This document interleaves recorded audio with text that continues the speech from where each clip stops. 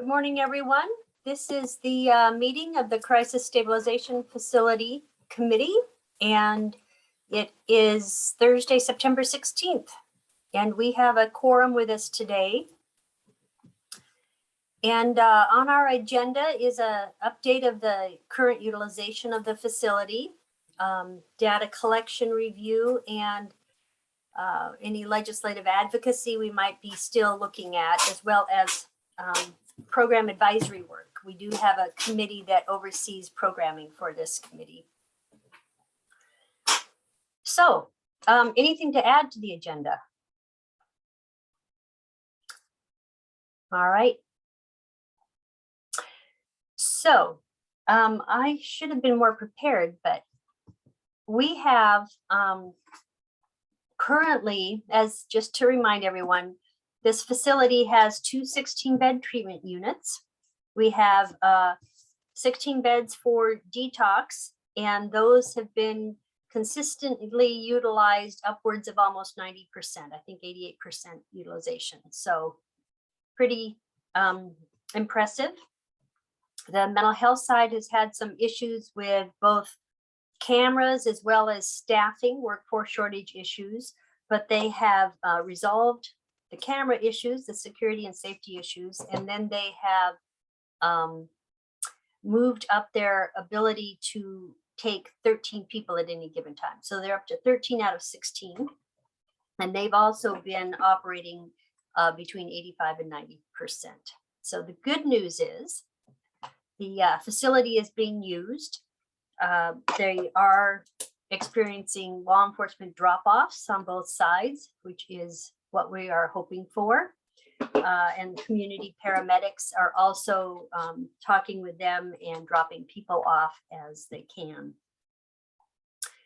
The building itself, I know that if you haven't seen it, at some point, I'd certainly encourage you to ask for a tour. It is a very, very complicated building. Just in the ceiling alone, there's every kind of wire, cable, piping you can think of. But it is fully operational and just glitches here and there that are being worked out. And our facilities department is overseeing all of those things, finishing things up with the contractor as well. So pretty exciting stuff. And then, so first of all, any questions about that?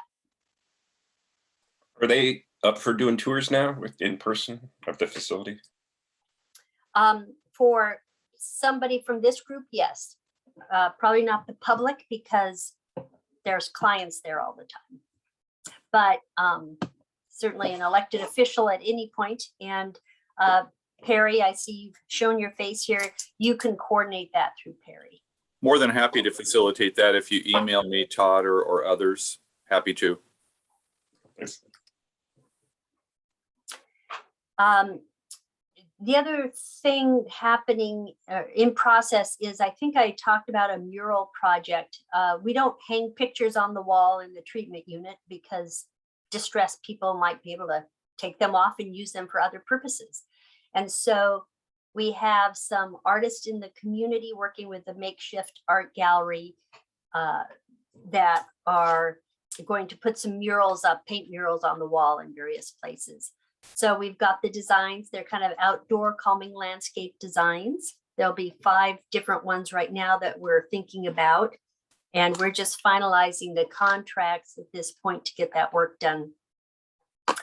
I was not familiar with public works contracts and found that there were a lot of interesting things we had to take into account, even to have an artist come in and paint. And what was really interesting is that, yes, we have to pay prevailing wage, but as you can imagine, there's no prevailing wage for an artist. And so our facilities department decided they should be called painters. So there you have it. So painters will be coming in and painting murals. So we hope that will get started soon. And the makeshift art gallery is indeed starting a fundraiser for that. They've already collected some funds. And the county is offering, giving them 10,000 also to kind of get it jump started and to pay for some of the administrative costs and supplies for makeshifts. So that'll be exciting. And Perry, we should probably take pictures when each mural is done, because it's pretty cool. All right. And then another update, just in terms of the legislative advocacy. If you recall, we've had great support from our state legislators. So the first time through the last biennium, Sharon Shoemake got us about 500,000 extra a year to help with operations, which was fabulous, especially in the time of COVID and everything else. It kept those services ongoing. And then Alicia Rule stepped up this time and got us, I believe it's 200,000 a year. Is it, Perry? I don't. Yes, I believe that that's correct. And you probably saw, are you talking about the proviso? And yes, that's correct. Okay. The other thing too is, and I don't see Barry on the phone, but Barry and a couple other folks met with Roger Goodman, who's a legislator out of the Redmond, Kirkland area. And he also chairs the Public Safety Committee in the House of Representatives at the state level. And he has been very interested in having Whatcom County be kind of a poster child for diversion and to highlight the Crisis Stabilization Center and especially its goal to become an involuntary triage facility. So the mental health side of the house. And Jack, you were there. Yeah, I don't have much to add, but Stephen and I were part of that. So we met with him as well as Alex, and yeah, they were very clear they wanted us to be a poster child. We want to be a poster child. We should advertise our good things. So I think what will be complicated about all this is the new police reform laws that are still causing confusion about, what police are able to do. And will they be able to take somebody to this facility once we get it certified as involuntary?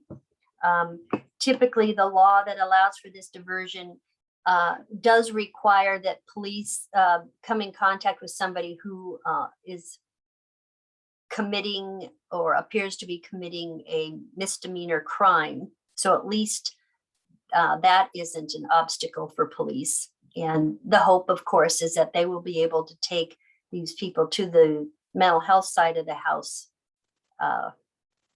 maybe against their will, but probably in lieu of incarceration. So the hope, of course, is that they can offer jail or triage, and we would hope most people would choose triage. So that is still in the works. I think the workforce shortage is going to make that take a little bit longer for us. And I think that's my greatest worry in all this, Jack, in terms of, I typically like to jump when the state says, can we use you as a poster child and give you the money you need? But I'd like to be able to deliver also. So that will be a challenge. Okay. And I think the other thing we were going to talk about is the data that we're collecting. And Perry, I don't think I have that email, but Jackie Mitchell on our staff has been working with the two tenants at the Crisis Stabilization Center to set up some ongoing data that we're collecting. And I know that, Michael, you're with the ASO. I know the ASO has a contract for some of those services and also has some required data. So Perry or Michael, have you got any input regarding that?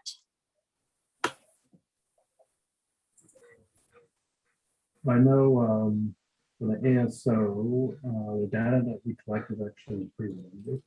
We basically provide funding for percentage of the admitted folks that are non-Medicaid. People served, beds, but beyond that, it's actually quite limited.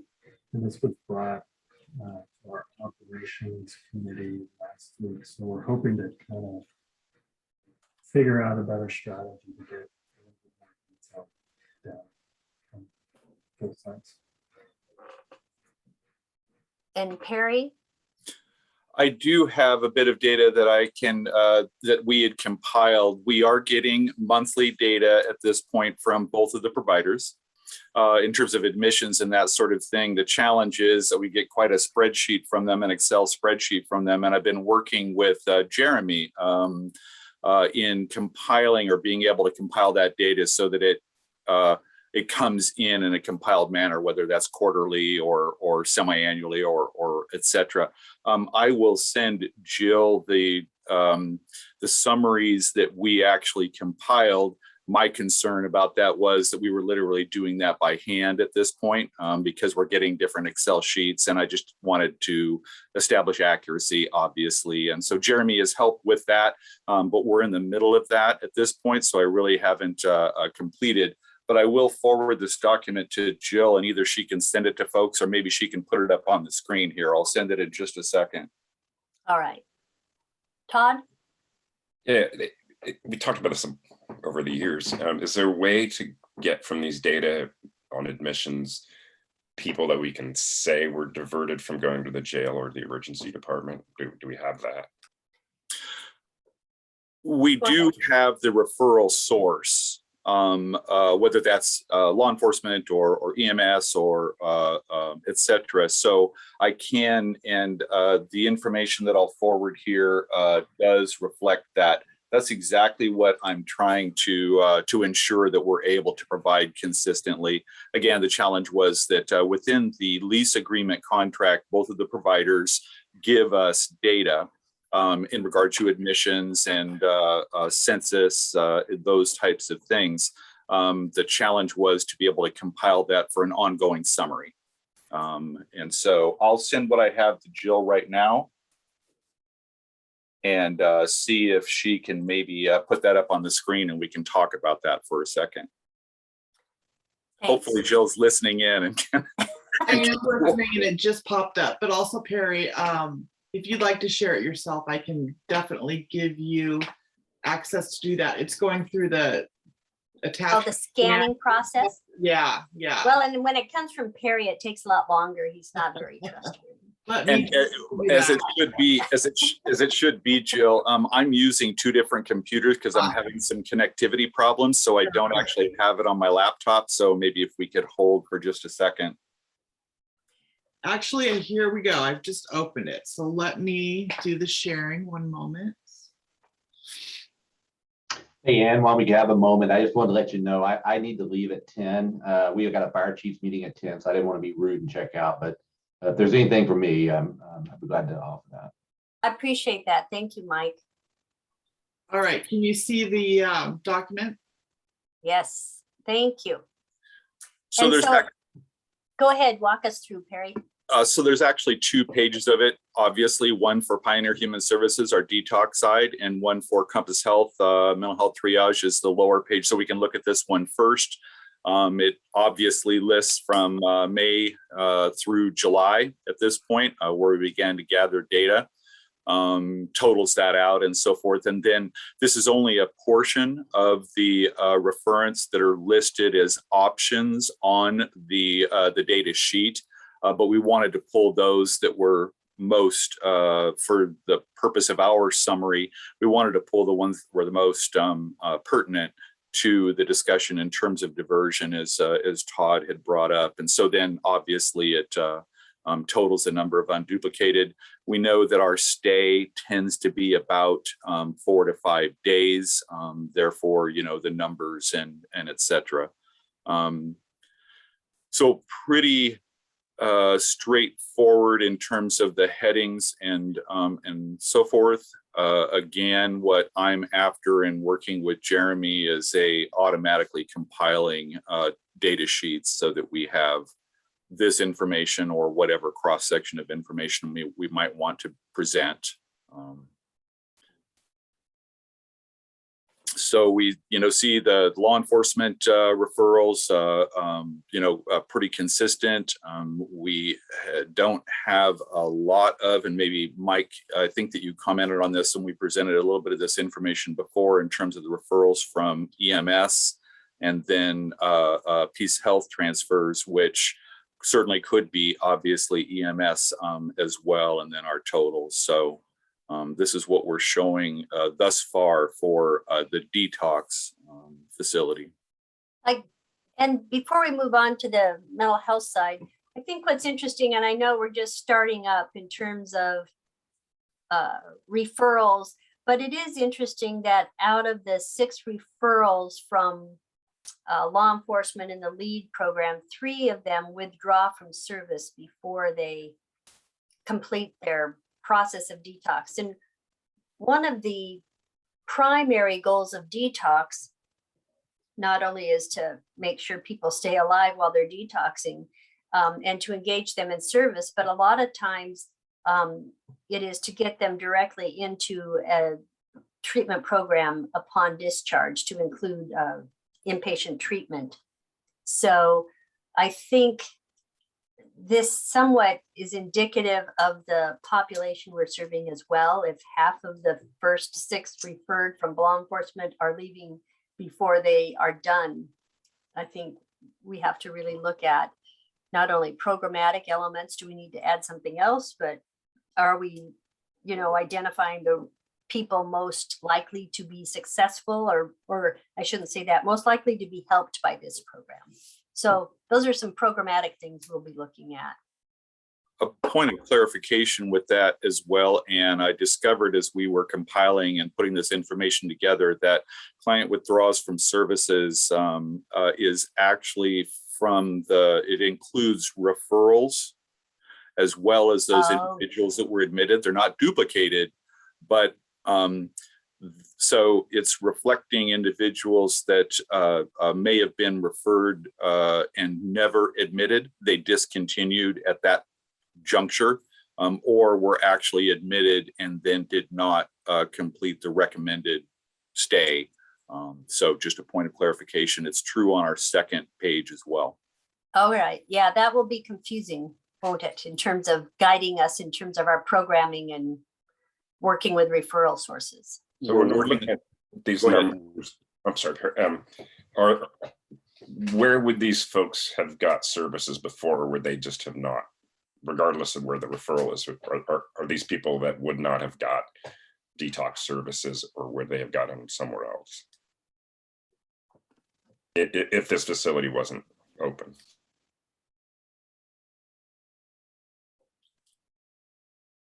I'm not sure in terms of a clarification, Todd. Yeah, would Peace Health, the transfers from Peace Health, if you just look at those, would they have been in, a smaller number of them maybe in the older facility, or they would receive services at the hospital or something? Or is it safe to say there's just more people getting services now? I believe the latter. Other than a medical clearance beyond intoxication, I don't believe that there are any specific detoxification services that are occurring with Peace Health, but possibly if they were delivered there directly, a primary medical screening and then referring to the Crisis Stabilization Center at that point. There is the ability now for both treatment units to provide medical screening on site, but there are times when there might be complicated medical issues where they would ask them for medical clearance from the emergency department or their primary care physician. So I don't know how many of those might be included here. And the only detox services that the hospital would offer would be those that need to be medically managed. So that's different, and it's it's semantics, but it's also treatment provision.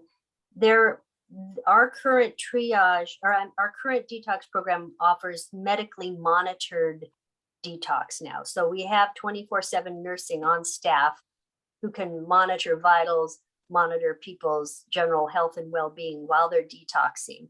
That's a step up from what we did. But there are some detox situations, mostly relative to the type of substance they're detoxing from and their medical condition, where they actually need to be medically managed. So they may be, receiving IVs or, very close observation in a hospital setting. So go ahead. If I could just add, I think in the past, we would periodically take people into protective custody just because they were so either intoxicated or under the influence that they were gravely disabled and they met that criteria. So we would take them and they did need medical assistance. The other situation would be somebody involved in, say, a DUI crash where they've got injuries and they're under the influence and they may be transferred after that once their initial medical concerns were addressed. Very helpful. Is the law enforcement still providing protective custody? I realize that you transferred it over to Pioneer Human Service staff to do that, but are you still doing that work? Quite frankly, just because a lot of it, it's similar to the ITAs, just protective custody really has to come down to that imminent threat to themselves. And obviously, if we get to that situation, we could still do that. But I think those situations are probably, being worked in conjunction with probably EMT on scene and having them transport if that's the situation. Okay. Helpful. Thank you. All right. Should we go to the next one, Jill? Go ahead, Perry. So same summary. And again, what we did was pulled a number of the criteria in terms of this is about reference. And so the number of referrals, and then began to move across and established sort of what happened, from that referral at that point in time. So if we look at the referent of law enforcement to the mental health triage for the period of time, 16 referrals. At one point, there was a denial because there was no bed or capacity for the individual, as you see. 7 that withdrew from services, AMA against medical advice. 1 that was likely transferred to the hospital for a higher level of care, as Ann had made reference to, needing some kind of primary health or had some other primary health issue. 1 that didn't follow through from referral to actual admission, and then 2 that completed stay, and then a number of the 1 that rule violation of some kind that was discharged. And then there's a general other, topic.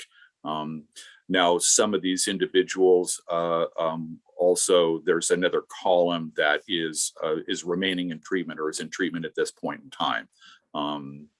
They haven't been discharged. They're continuing to receive services.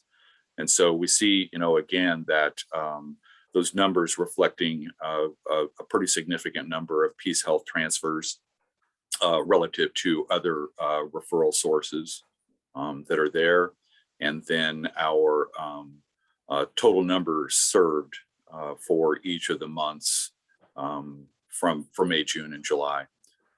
Perry, why are there more categories here than there are up above? Because this is more helpful. Right. This is actually taking a component of the spreadsheet that we actually get from the provider, and Jackie and I were working on how do we present this information, and obviously we get into quite a bit more definition in terms of the columns at that point. Well, what does that actually mean, and et cetera, and sort of trying to figure out what's the best way to present this information to individuals that may not have been exposed to how we're collecting the data or the services that are the Crisis Stabilization Center. I agree with you. I think that this one is better. And so just really struggling with how do we present the data and what's the best way to do that. And so part of that makes me think, what is it that we want to be telling our community? Right. So first of all, we certainly have some reporting back to our county leaders and our incarceration task force, but what do we want to be telling our community? Or do they care, or do we care to share this kind of information? And Jack, I'm kind of looking to you and Todd. What do you think? Yeah, it's still kind of hard to digest all this, because that's what I was trying to frame as a question earlier. Like, if the bottom line is these are people that just weren't getting services before, that's a great story. We from the start, we wanted to be able to say, here's some concrete data about people that are not ending up in the ED or not ending up in jail. That's a little harder to say now, but I'd like to learn more about, are the Peace Health transfers, they're getting services, even if they're not referred by lead or EMS, they're getting services, and then they're not interacting with law enforcement later and getting in the jail. So there might be more to understand about this, but I mean, I think the takeaway is that's a lot of people that weren't getting services before, and I don't know what to make of the completed. 1 in 3 completed their stay. Is that of referrals? Is that a good number? I don't know. I think so. But. That's really helpful. My comments are very similar to Todd's. I think what the community wants, is the idea that there's this resource, it's being used, it's providing services either more robustly than we previously didn't have, and that people are not being sent to jail, and hopefully in many cases are avoiding having to be in the more lockups facility for mental health at Peace Health. So I think that's what people are looking for, some evidence that that's happening, along with, where possible, that there is availability. In other words, it would be nice if the story, ideally, you'd have your utilization maybe 90% of your capacity, so people feel it's being used really well, but not so overused that you can't get in. Now, I don't know if those things are true. I'm just painting like what would people like to see? I think that's what they'd like to see. And so I think the extent to which we can communicate that we're achieving those goals, the better. When I look at this, I'm hoping it changes, but I don't like seeing 73 Peace Health transfers and only 17 EMS and law enforcement. I'd like to see that reversed almost.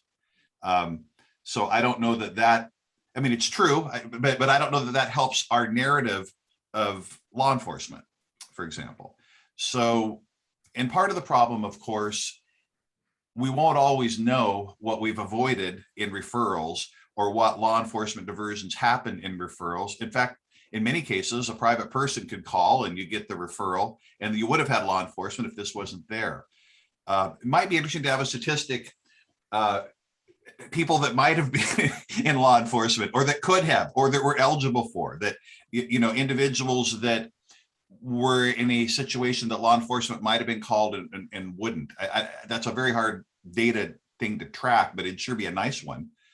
Anyway, so those are some of my initial thoughts. I think this is a really great start, but I think that's the picture of what we're trying to paint. And I do apologize if my camera, I'm running our office today, someone's out sick, so I keep looking at the front door if someone comes in, and so I'm here, but I'm a little bit distracted, so I apologize for that. It's a great point. It's a great point, Jack. By virtue of the fact that a Peace Health transfer doesn't necessarily mean, as Doug was pointing out, that they hadn't been brought to the hospital initially by law enforcement. And so breaking out that number accurately could certainly be very challenging. The total number of the 90 referrals, and we have 182 individuals. Is the remaining referrals or admissions, is that more self-admissions, family referral? I'm having a little trouble hearing you, Michael, sorry. So the total number of referrals being 90. Yeah. And then the total unduplicated people, 182. Do we know, I'm guessing there's 92 additional admissions that we just don't have the information. Those are self-referral or walk-ins. I can only guess at this point. I mean, I'm listing our questions just so that I can, obviously clarify our data to some extent, but I know a portion of those individuals would have to be individuals that are currently in services that haven't been discharged. But the, understanding the difference between that number of referrals and the total unduplicated individuals served, I'll honestly have to look into that to be able to explain that better, and I'll do that today. Oh, go ahead. Yeah. No, you go ahead, Michael. I was just kind of reflecting on, historical BHO data. This facility provides. Definitely this trend mirrors kind of the trend that we saw as a BHO, where there was a lot of possible step downs. Something that, So we'll have to probably have a meeting with you at some point, Michael, just to kind of review what you saw before and what we're seeing now, and to answer some of the questions. I think the question you asked, Todd, is really important. Who is getting services now who didn't receive them before? And we certainly know that the number of people served has increased, the number of unduplicated people. So we know more people are getting served. And I think part of that is then the question as well as what are they receiving and what might have happened to them before. So, And I apologize, I'm leaving, but if I can provide any information on the back of this, please reach out and email me, but apologize, but we'll see you next time. Thanks. okay, Mike, thanks. I know that Mike has been working very closely with the EMS, the emergency medical director in our county, as well as the state, on, being able to improve the ability for EMS to drop off at this facility. And there are some rules around that, but we've also been talking with Sharon Shoemake. We started there in terms of what we might be able to do with the Medicaid state plan, for instance, so that it would actually pay an ambulance to transport from the scene directly to this place and get reimbursed. Right now, ambulances will only get reimbursed for their transport if they deliver to the hospital. And that just in part has to do with the Medicaid state plan and other things. So we're doing some work on that end as well. So there's a lot of different moving parts here. But I do think, Perry, we've got a good sense of the story we want to be telling. And I think the referral source certainly will help us in terms of the number of people diverted. But I think the other half of that is diverted and in a better, more appropriate setting, right?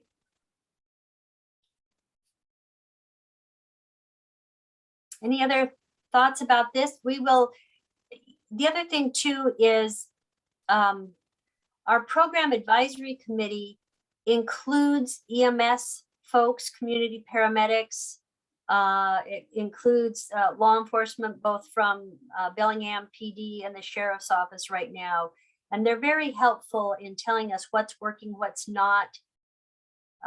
Perry designed a process by which referral sources can provide immediate feedback on situations that they tried to refer and it didn't work. And then we look into that and also really staff those to make sure, now, is this a systems issue or was this maybe a person issue? And how do we fix it? So this is clearly a work in progress. I think people generally were not very satisfied with our program before we opened this new facility. Detox was always full. Now it's full a lot, but I think we've also been talking about, even with Detox, they've doubled their beds. But the question is, if you're turning people away because it's full, is there a way we can maybe begin to set some priorities for those who should be first in line?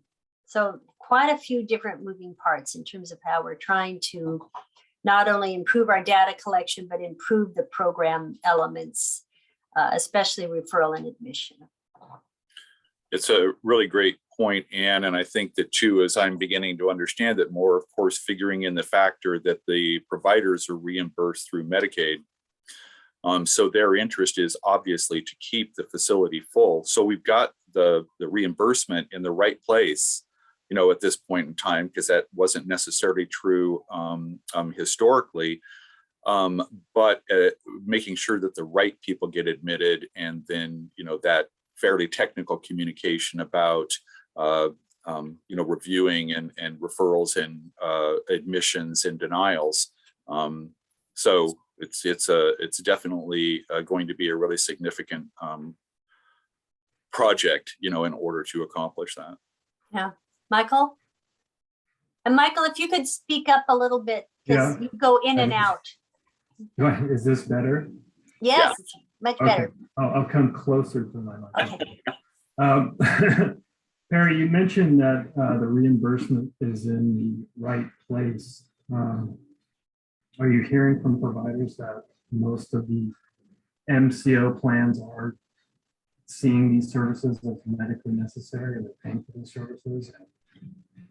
I think that, you know, more accurately, at least what I've heard, and I can certainly bring that to the to the providers and get more specific information. But what I would offer is that I haven't heard difficulties in terms of reimbursement or concerns from the providers relative to reimbursement at this point. I believe that I would be hearing that if that were an issue, at least one that was fairly pronounced. Right. And I will say, Michael, that's not by accident. We, as you know, we put a lot of pressure and kind of called out the MCOs in a regional meeting when the healthcare authority was on the line. And we actually got the healthcare authority to go back and redo their actuarial estimates to make sure the MCOs had no excuse for not paying. And the other concern, I think, is that the MCOs have provided a higher rate than Medicaid sets, but they've kind of done it for a 1 year to see what happens.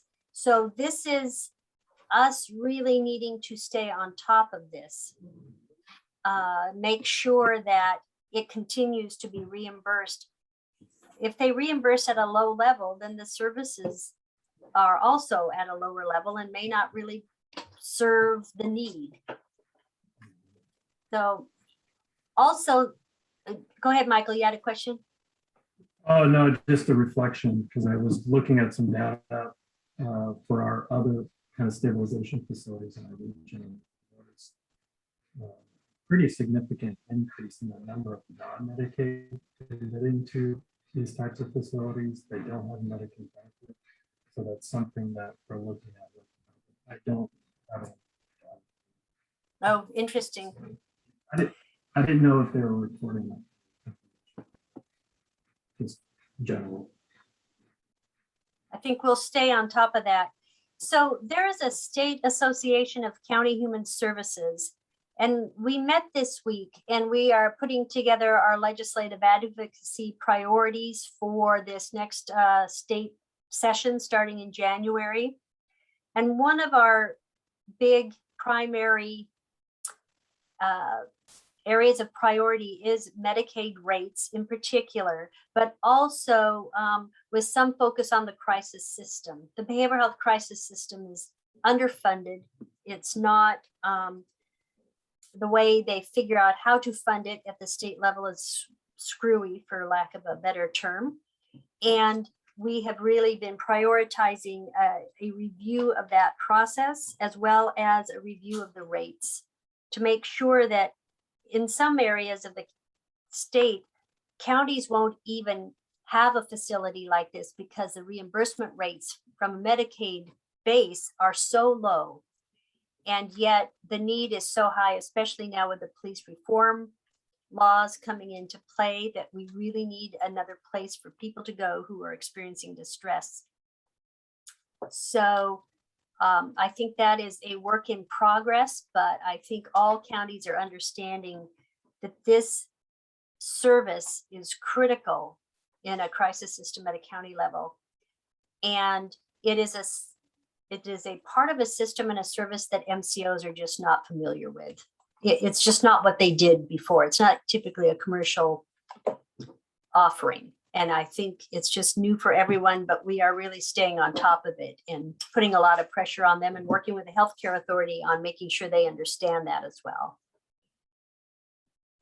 So, and of course, it was helpful to have our state legislators get us additional money to support operations. But also, that's why I'm so interested in making sure that we don't lose Roger Goodman's interest, because he will be very helpful in highlighting these services at a state level and making sure they're properly reimbursed. All right. Jill, I'm sorry, I couldn't find my agenda. What's next on our agenda? So the next item on the agenda is Program Advisory Committee work. Okay. So I talked to you about the Program Advisory Committee makeup. We do meet once a month, and the primary objective right now is to work with the main referral sources to figure out what programmatic elements do you need for you to be able to transfer people and drop them off here. And how do we smooth that referral and admission process so that you don't give up? So from time to time, we'll hear a disgruntled community paramedic say, I'm not using it anymore, it doesn't work. And then our response back is, actually, you're obligated to solve this with us. This is a new program, different levels of care. Your job is to help us make it successful, and that it has to work for you. So tell us how to make that happen. So I feel like we are getting there, and that's really the two primary objects of that committee right now. And it's all programmatic stuff. So something that probably is best suited there. And our thought is that it should continue for many years, that it's going to be a hub in the crisis system. It also helps highlight other parts of the crisis system that aren't working. So that's that piece. I think people are wanting this to be successful, obviously, so we will continue to work on that. Jill, what else? The next is the future for this committee. Oh, yeah. There was just skipping, there was something about census update. Did I miss that? The second item on the agenda. Oh, that was just us reporting how many beds are available now and the current utilization. I was thinking US Census. It's a redistricting thing. So Oh, yeah, I didn't miss it. Okay, sorry. yeah, and we don't ask if they're citizens, and we don't ask anything. Yeah, if they're in need of the service, we take them. It's kind of joking there. Sorry, Todd. Probably not very appropriate. All right, now I get us off track here, so you can cue us back up again. Okay, so one of the questions I had was how do we want to use this committee in the incarceration task force? So obviously we have a program advisory committee that's going to be, stepping into the details on a regular basis. Probably don't need to bother all of you with that, since we're working with the people that are using it on a daily basis, or hopefully using it on a daily basis. But one of my first thoughts was, well, geez, maybe you don't really need this committee anymore in the task force. But then when I heard that state legislators were interested in working with us. I thought, okay, we better make sure we keep this as part of the task force work. But how often should we meet? What role do we think we can play in getting it to an involuntary triage, the mental health side, which I think is, again, in part, a lot of the program work we do. But just want to throw that out. And also to tell you that tomorrow is my last day of work at the county, and then I'm retiring. So, you know, that will make a difference, because you won't have me to kick around anymore, as they say. All right, Mrs. President. And would it not make sense? I know this committee was originally stood up to get the facility up and running, which it has. So I think in that respect, it's obviously been successful. I think going forward, the work of this committee could probably be wrapped into the behavioral health subcommittee of the task force to continue, because that obviously it comes up in discussion at that meeting we just had it the other day. You know, the changes, police reform, what we're doing as far as diversion, LEAD, crisis stabilization center, GRACE, all those programs are discussed there. So I see them all interrelated. Well, that makes a lot of sense, Doug. And Awesome. and as far as your last day tomorrow, we'll be sorry to see you go. I know I've always enjoyed your support of you know, law enforcement and understanding the challenges, but also from your position, the health department has been very supportive in providing the sheriff's office and our deputies the training they need when it comes to crisis intervention and support of our negotiators and everything else. So thank you for that. And I wish you a good retirement. Thank you, Doug. I will look forward to redefining myself. Hopefully.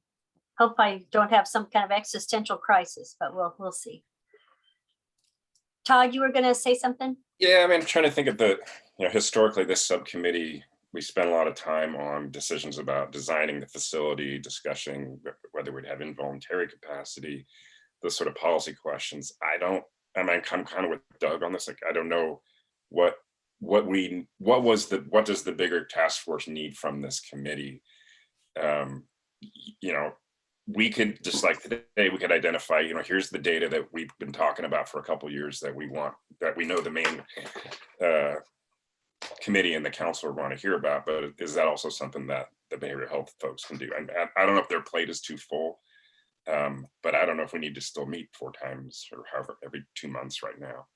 So that's what I'm trying to think of, like, what role would the subcommittee have going forward in serving the broader task force, or have we kind of finished? Yeah, I don't know if we have the answer today. I can see merit on all sides. I like Doug's comments, and I think my recommendation would be to take a little bit of a hiatus. Maybe steering committee can talk about it. And with you leaving, I was going to suggest, if he's willing, that maybe Perry temporarily step in that role and represent this committee at steering committee. And I think probably an appropriate place to discuss this is steering committee, along with the sense that this group doesn't have a real clear purpose and vision like we once did, given that we've accomplished so much of what we were intended for. I'm a big fan of not having more committees and meetings than we need. So I love the idea of rolling into behavioral health in that sense.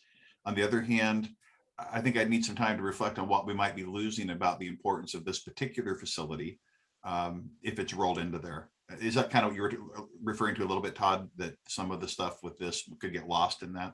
That's sort of what I sensed. Yeah, that's why I'm is their plate too full?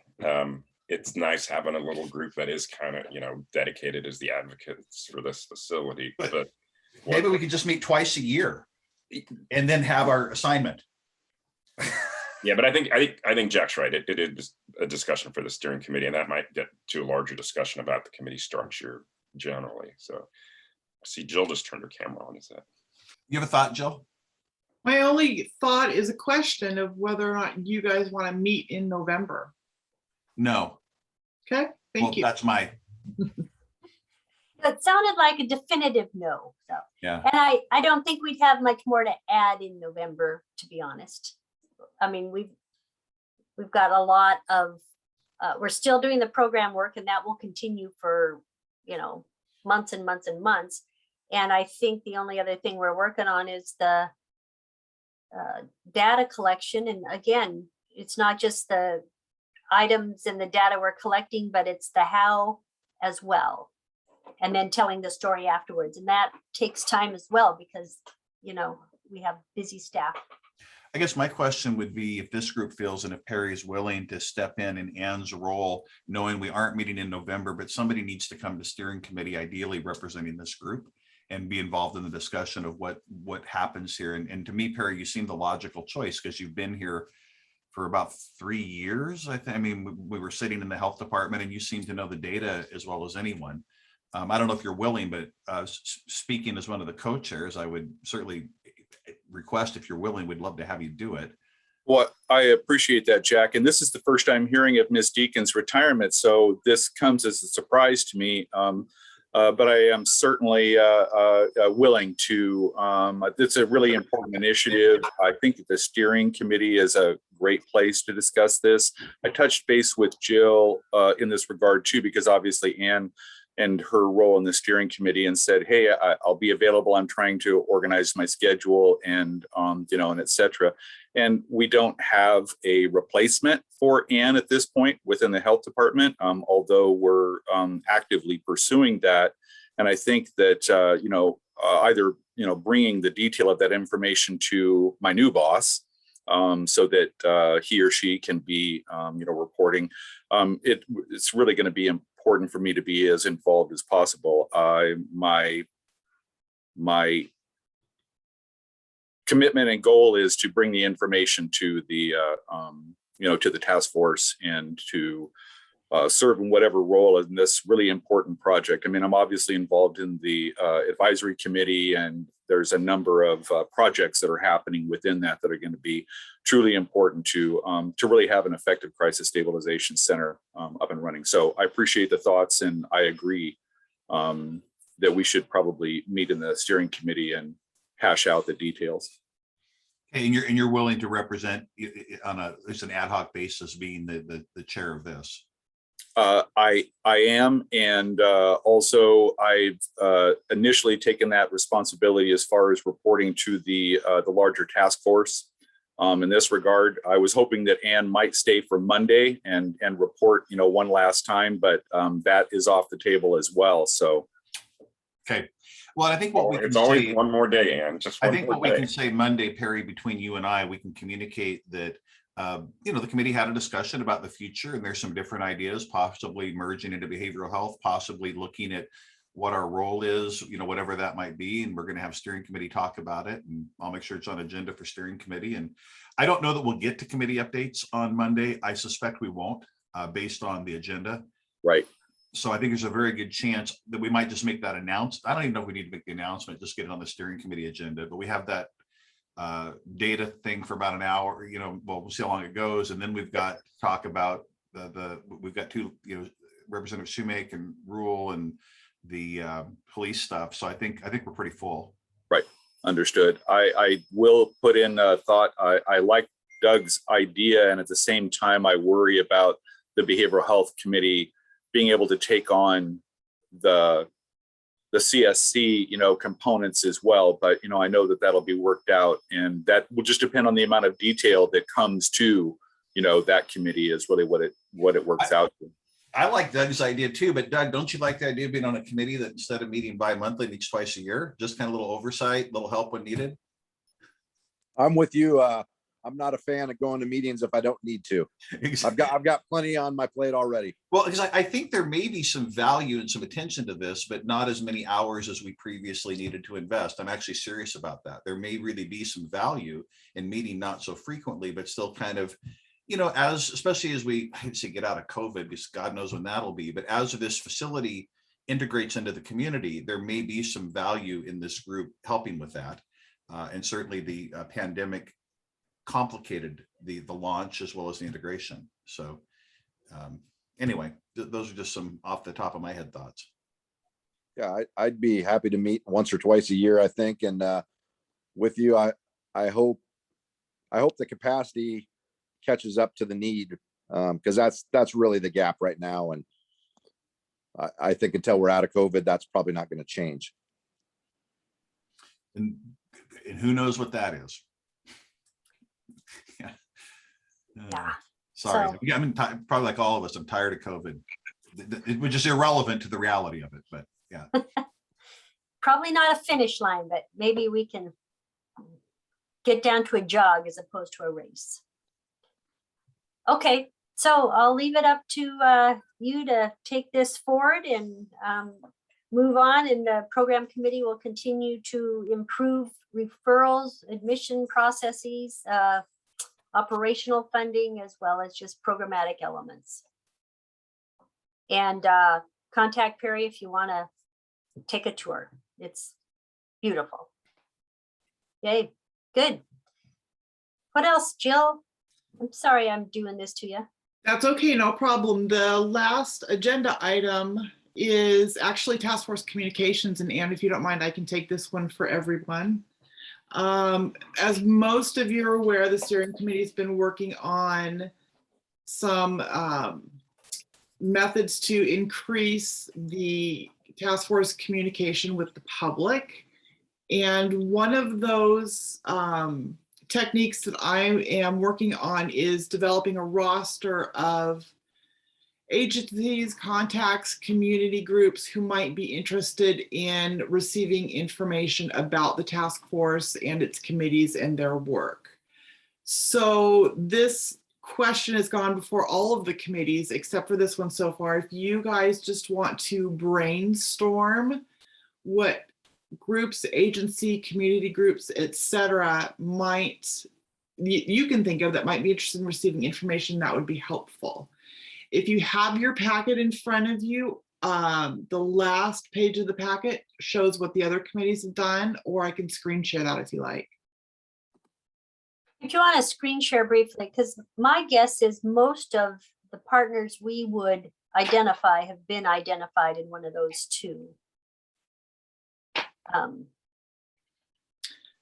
So as you can see, the Behavioral Health Committee had a lot of suggestions.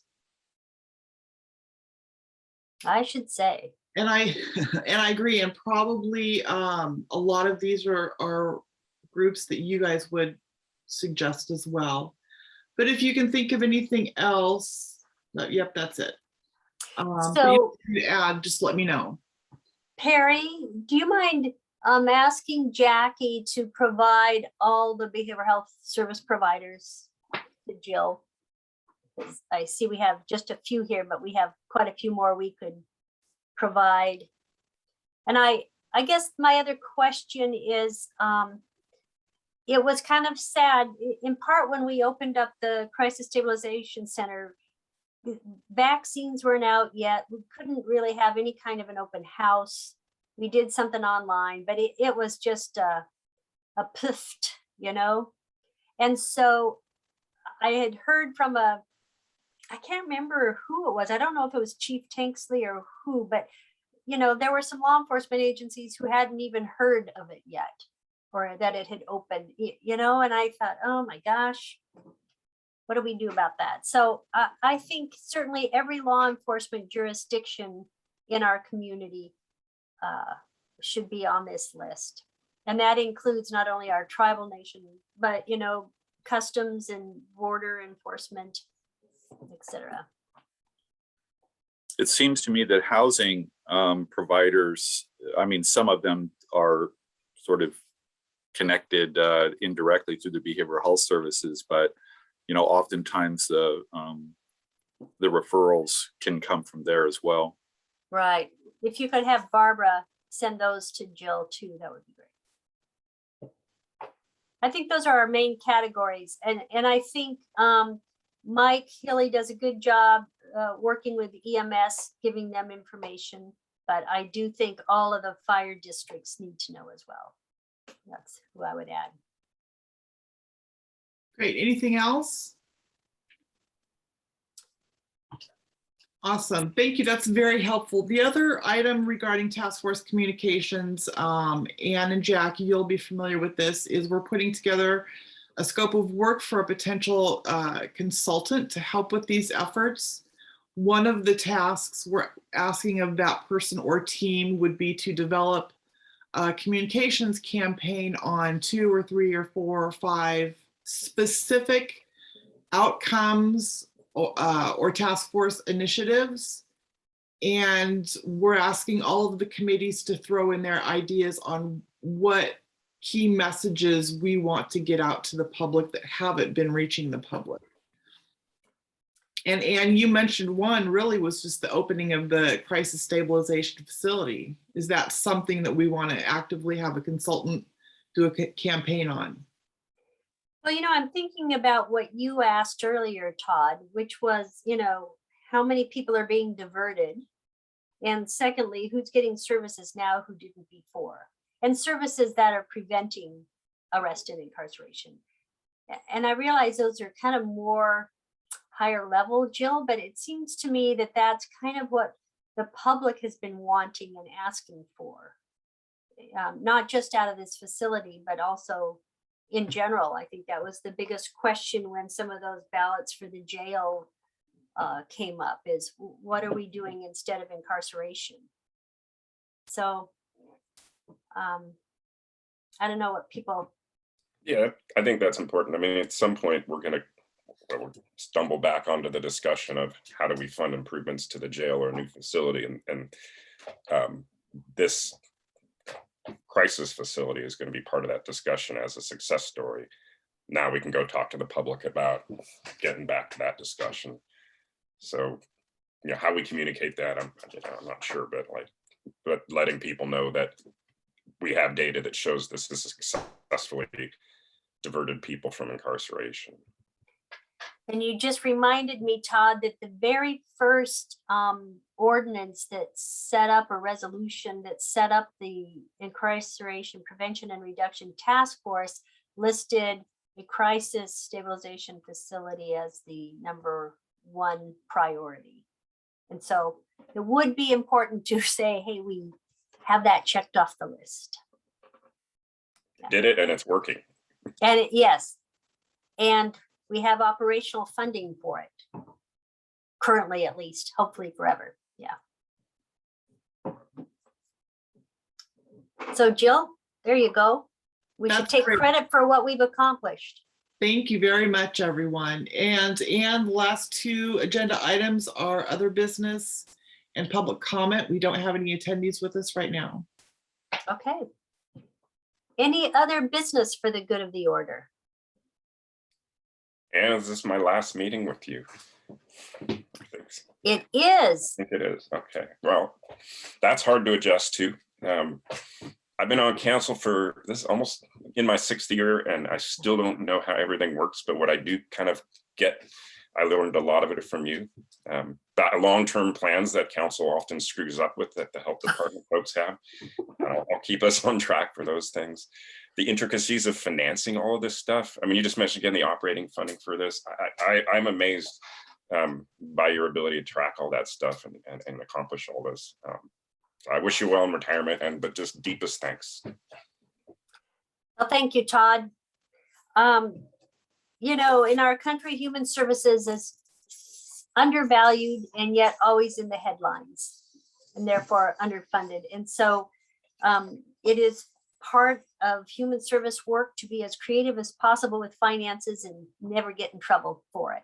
And so, yes, it tends to be a lot of our work is we blend funds all the time just to get programs up and running. And I think our community's done a fabulous job doing that. And I think our community has also highlighted a lot of these programs as of value for them, which does make a difference. So it is great. Yeah, I think there are few people in the community who understand all of the different silos that these funds are in and all of the hoops we and you all have to jump through to get us those funds. So Yes, we have turned inside out quite a few times, and with help from people like Jack, who speak on, you know, the nightly news about these things. And, you know, we even brought it to the national, what was it? The National Conference of State Legislators. They even helped us get some money by putting pressure on our state legislature. So we've gone national with our efforts. So. Well, Ann, I want to say, yeah, I can't believe it's the last meeting. I was here when you came. I guess I'm still here as you're leaving. A little different person. You're kind of like a chess master at negotiating, or a strategic general at navigating waters most of us don't understand. And it's hard-won experience. It's allowed you to do that for the benefit of the county. And we will not be as strong or effective as without you. I have great respect and appreciation and affection for you, and I wish you nothing but the best as you go. I hope, enjoy, and fulfill the plans and hopes that you have for what your next step. We'll miss you. Thank you, Jack. Yeah. Been a good run. All right, folks. Loved working with you. Thrilled that our Crisis Stabilization Center is built, open, and serving people. We have people doing really well as a result of those services. So yay for us. Okay, have a good rest of the day, folks.